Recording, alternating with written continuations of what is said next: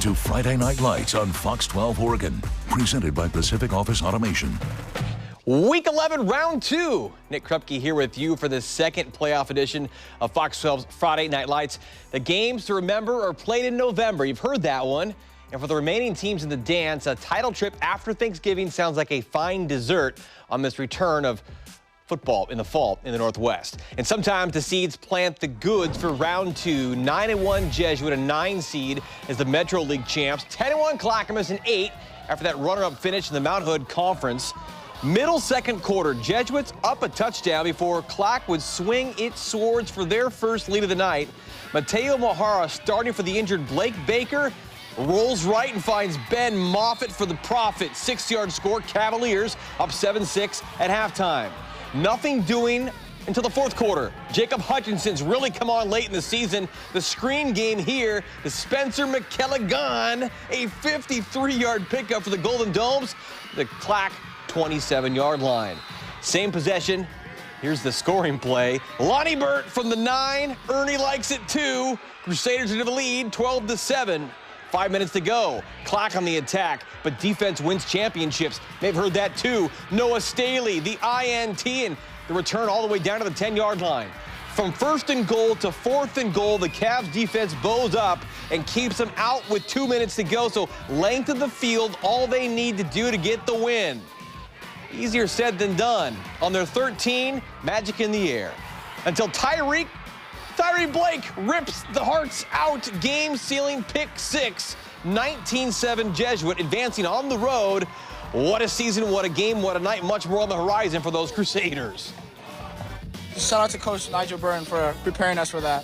And I just have to do what I had to do and just read it. And it was a hard time for me early in the year to get the over route. And then over the weeks, I just got it down. And you saw how it came through. And I got shout out to my defense, which is we all did our job on that one.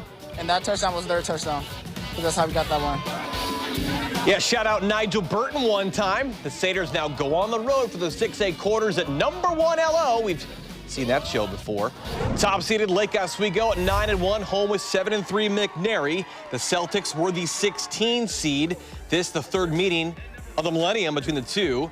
Opening quarter, you know Coach Corey's kids can play in any kind of weather. Calvin Macy, big ol' sack for a big ol' loss. Push back the C's. How about Jack Lane? One of the better quarterbacks of the area, too, for the Silver Lids. Throwing around that wet ball like he always grew up and doing how to do it. Big pass play here to Justice Lowe down there. 45 yards of the 15. A few plays later, we see Lane staying in his own. The 2-yard keep for 6. Lakers striking first. Second quarter, still 7-0. Lane back to the airstrike stuff. Gabe Olvera, normally a runner, but Gabe can catch and run too. 24 yards for the senior slasher. Anchors up to the quarters for the 17th time in 21 years. 35-14. The Lake Show will now host Jesuit next Friday night. That should once again be an all-timer from Cobb Field. We shall be there. And raise your hand at home if you like a star-studded shootout. 14th seeded Westview at 9-1. 3rd seeded Tualatin, 9-1. They get it on. The first half took well over 90 minutes because neither side could stop scoring. You're looking at the Magic 8 Ball. Malik Ross and Monster Knight. Decidedly so. Ross, a 14-yard score, is 5th of the half, 4th of the quarter. And then Cole Prussia, the reigning Gatorade Player of the Year in the state, a decommitted Oregon State for now. King Cole, his second INT before half.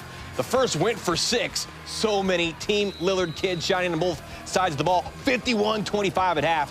Third quarter, tough night to snap. That ball is loose.